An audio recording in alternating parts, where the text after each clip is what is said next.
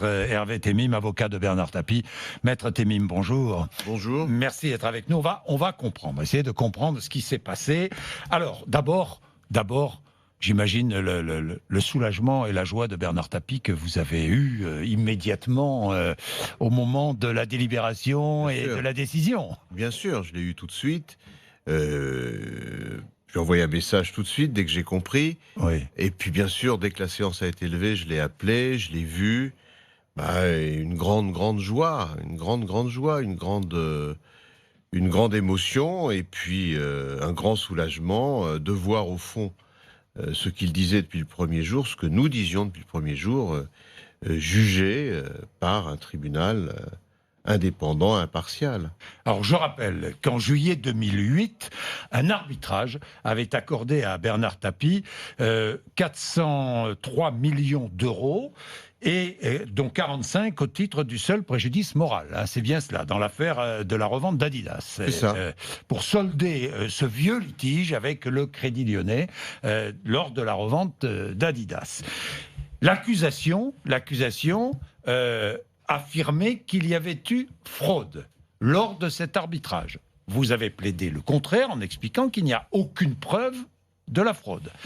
Conclusion du tribunal, et des magistrats, il n'y a pas de preuve de la fraude. C'est bien cela, Maître Temim. C'est bien cela, et avec une netteté dans la motivation du tribunal qui est très rare. Le tribunal a non seulement retenu notre argumentation, mais il a retenu notre argumentation en sa version maximaliste. Nous disions deux choses. Il y a eu des décisions civiles qui ont annulé l'arbitrage, ce qui rend probablement peu compréhensible pour tout le monde. On va y revenir.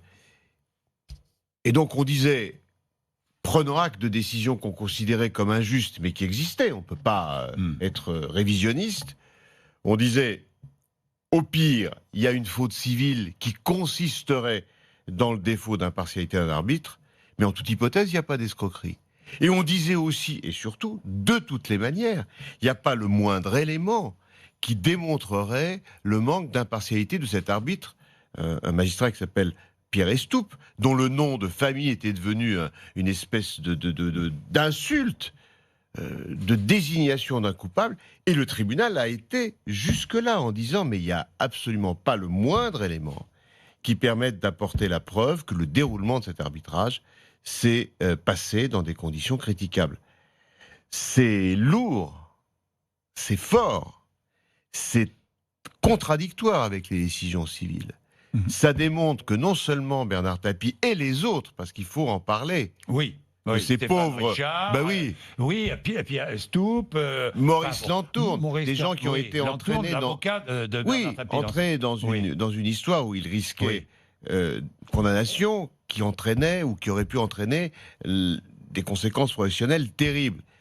Ça veut dire non seulement Bernard Tapie est relaxé, mais en réalité, il a été grugé dans ce processus judiciaire où on a annulé l'arbitrage qui lui avait bénéficié en voyant une partie des pièces du dossier pénal où il est relaxé. Allez y comprendre quelque chose. Alors il a été, mais c'est absolument invraisemblable. Et c'est pourtant vrai.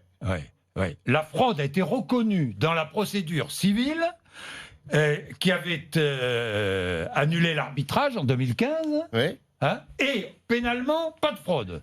Et alors là, attendez, je vous interromps, Maître Temim. On va y revenir dans 2 minutes parce que je vais passer un peu de pub et vous allez m'expliquer tout cela. Parce que là, je dois dire que pour le grand public, c'est absolument incompréhensible. Mais même pour l'autre. Bon, à tout de suite. Essayons de comprendre où on en est dans cette affaire Tapie. Donc, relax au pénal, incohérence toujours, puisque Bernard Tapie est innocent pénalement, on est bien d'accord.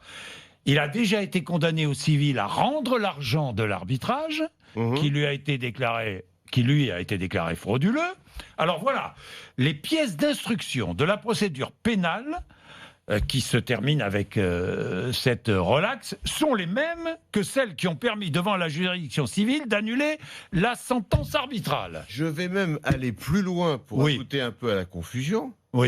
Non seulement les pièces pénales sont les mêmes, mais sans des pièces pénales, il n'aurait même pas été possible de demander l'annulation de l'arbitrage. C'est-à-dire que ce qui a permis au CDR, au Crédit Lyonnais si on veut, de demander l'annulation de l'arbitrage, c'est l'existence d'une procédure pénale. Dans cette procédure où on a voulu réviser l'arbitrage, le CDR n'a produit qu'une partie des pièces de la procédure pénale. Et au vu d'une partie seulement des pièces de la procédure pénale, alors qu'en plus, vous allez voir, ils comprennent de moins en moins, normalement, le pénal tient le civil en l'état, c'est-à-dire que le civil doit attendre avant que le pénal ait statué, eh bien, l'arbitrage a été révisé. Et pourtant, ça n'a pas empêché l'avocat du CDR, au mépris de toute décence, pendant le procès, de qualifier sur tous les plateaux Bernard Tapie d'escroc. Qui a été victime d'une escroquerie, au moins sur un plan intellectuel et juridique? Qui? Et ce qui est impensable, parce qu'on ne peut pas imaginer que Tapie puisse rimer avec naïf.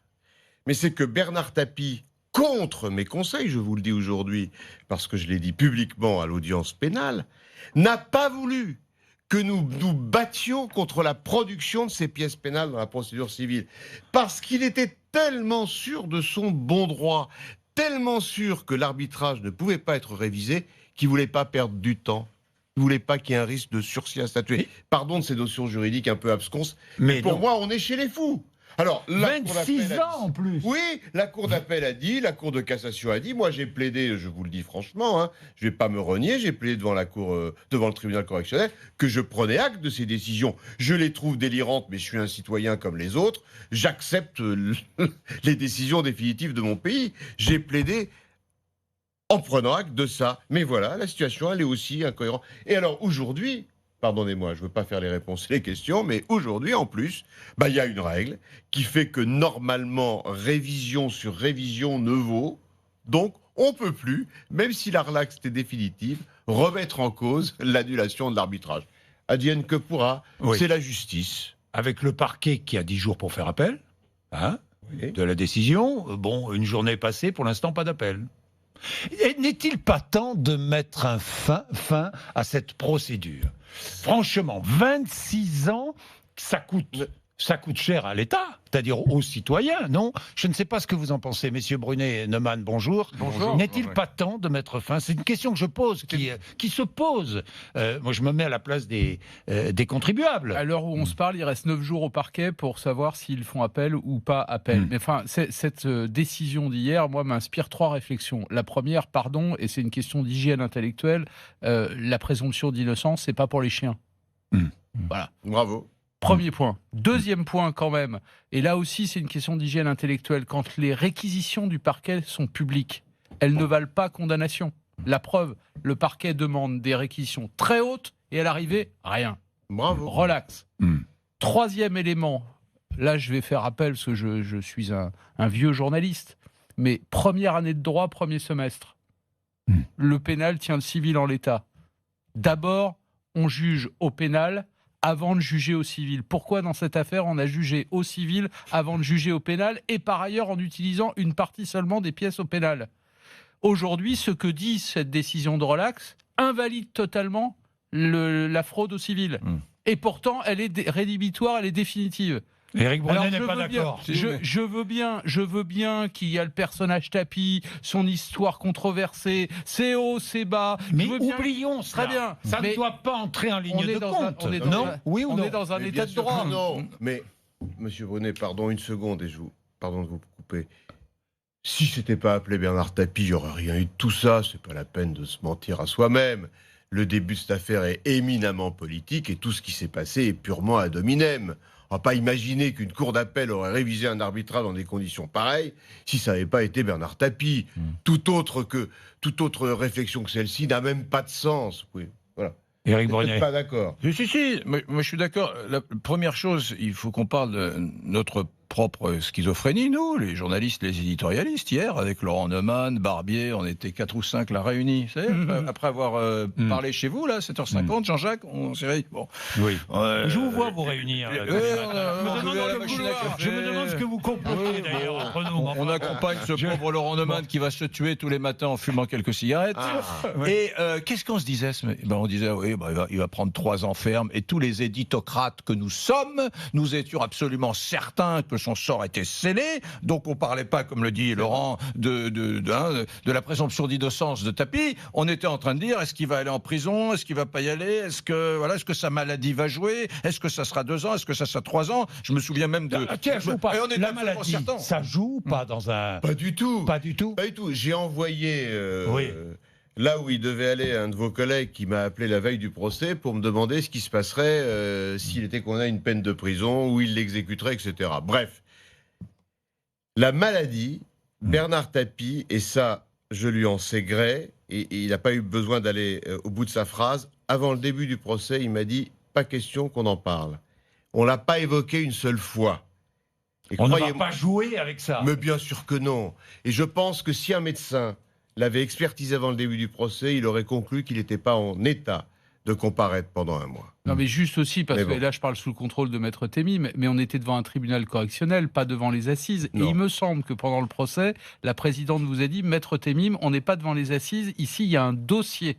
Et donc, on juge en droit. Il y a un dossier, ce sont des faits. On ne juge pas sur les émotions devant un tribunal correctionnel. Oui, alors là, elle m'a dit ça, c'est vrai, parce que j'ai eu un incident avec elle, relativement violent, mais qui s'est apaisé.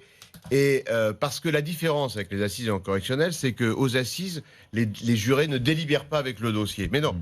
Mais comme vous dites, les éditocrates, je ne veux pas faire le procès de l'époque, ce serait aberrant, même si, et puis surtout trop long. Et là, il faudrait être un procureur. Mais ils passent leur temps à parler de sujets, je parle des affaires judiciaires, pas d'autres, qu'ils ne connaissent pas. Aujourd'hui, tout le monde juge, tout le monde en permanence, avec... En plus des jugements péremptoires, en parlant de sujets qu'ils ne connaissent pas. Hier, j'ai eu à répliquer à un remarquable type d'anticorps, il ne connaissait pas une ligne du dossier. Mais c'est merveilleux. Et moins on connaît le sujet dont on parle, et plus on est sûr de soi. Je vois sur les chaînes info en permanence, et je ne fais pas leur procès, c'est un fait. Est-ce que ça va durer? J'en suis pas sûr. Aux États-Unis, ça a cessé. Je vois des avocats qui ne sont pas dans les dossiers, par les dossiers qu'ils ne connaissent pas, dans lesquels d'ailleurs souvent ils rêvent de rentrer, pour dire des inepties. Et tout le monde trouve ça merveilleux. Et on se dit, bah tiens, ça a marché, peut-être que demain, on va encore faire plus d'audience. Faut arrêter. Et c'est pour ça que les leçons que vous tirez, elles sont essentielles, elles sont justes. Éric, vous voulez terminer votre démonstration? Non, vous voulez aller jusqu'où? Non, je voulais dire que dans cette affaire, d'abord, Tapie a été sali, parce que moi, je suis extrêmement sensible à ça, les gens parlent, bavassent, sur les chaînes d'infos, partout, dans les médias, les radios, etc. Et c'est heureusement que Tapie a le cuir, mais on a vu des gens comme ça, Éric Woerth, etc., des politiques qui ont été pendant des années souillés, puis à la fin, juridiquement blanchis. Et moi, pardonnez-moi, c'est un peu une banalité que j'énonce, mais je trouve ça extrêmement douloureux. Et à chaque fois que ce genre de choses survient, je fais une espèce d'examen personnel. Je me dis, tiens, il y a 1 mois, il y a 6 mois, dans telle émission, tu en as parlé de Tapie toi-même, en des termes pas très élogieux, et je regrette de le faire. Et nous le faisons, ma foi, trop souvent, ce genre de choses. Alors Laurent Neumann dit, oui, présomption d'innocence, oui, enfin, ça c'est des banalités. La réalité, c'est que ces règles-là, nous les transgressons nous-mêmes. On les transgresse nous-mêmes sans arrêt. C'est pas une banalité. Ah oui, non, mais c'est pas... D'abord, c'est pas une banalité. Ce que vous dites non plus, c'est pas une banalité. C'est malheureusement très important. Parce qu'on parle de Bernard Tapie. À la limite, oui, Bernard Tapie, il a été sali. Mais on le connaît, c'est un type hors norme qui a un destin hors norme. C'était dans son esprit un peu dans les risques qu'il pouvait encourir de se trouver au milieu de tornades pareilles. Mais pensez aux autres. Maurice Lantourne, c'est un avocat qui a dû faire face alors qu'il était mis en examen, que son nom était partout, qu'il était présenté comme coupable, comme l'artisan de la fraude. Le juge Pierre Estoupe, qui a voulu être jugé en son absence parce qu'il voulait mourir innocenté, qu'on a considéré comme nécessairement coupable. Stéphane Richard, je vous promets, alors peut-être que j'ai le tort d'être trop pénaliste, j'ai toujours pas compris ce que pénalement on pouvait lui reprocher. On était dans l'appréciation d'une responsabilité politique. Ce type, Stéphane Richard, que je ne connaissais pas, que je ne connais d'ailleurs toujours pas, sauf pour l'avoir fréquenté. Vous savez, c'est tellement violent la justice pénale. Quand il a été en garde à vue, il a fait un malaise. Il n'a pas fait un malaise parce qu'on le maltraitait physiquement. Il n'a pas fait un malaise parce qu'il était détenu dans des mauvaises conditions. Il a fait un malaise parce que psychologiquement, le fait d'être en garde à vue, mais c'est pas rien, moi, si je m'y trouvais. Et pourtant, ça fait 40 ans que je suis avocat. Vous croyez que j'accepterais facilement? C'est dégueulasse. Je vous le dis comme je le pense. C'est dégueulasse de mettre en jeu l'honneur de gens avec des dossiers aussi fragiles. Voilà. Alors, vous avez raison. Mais c'est pire pour ceux qui sont moins exposés publiquement et politiquement, dont c'est moins dans le cadre de la vie habituelle que pour les autres. Oui, j'ajoute un dernier point, parce Très, qu'à chaque très fois vite, qu'un homme parce que politique ou un homme public est concerné par une affaire judiciaire, il y a la tentation chez eux de dire que la justice n'est pas indépendante. Bah, la preuve Mais elle l'est. La preuve Elle que si. Moi, j'y crois. Je suis peut-être un bonnet, mais j'y crois. Elle l'est. Mais la justice, c'est les jugements. C'est pas les poursuites. C'est pas les réquisitions. C'est pas l'instruction. Merci, messieurs. Il est 7h59.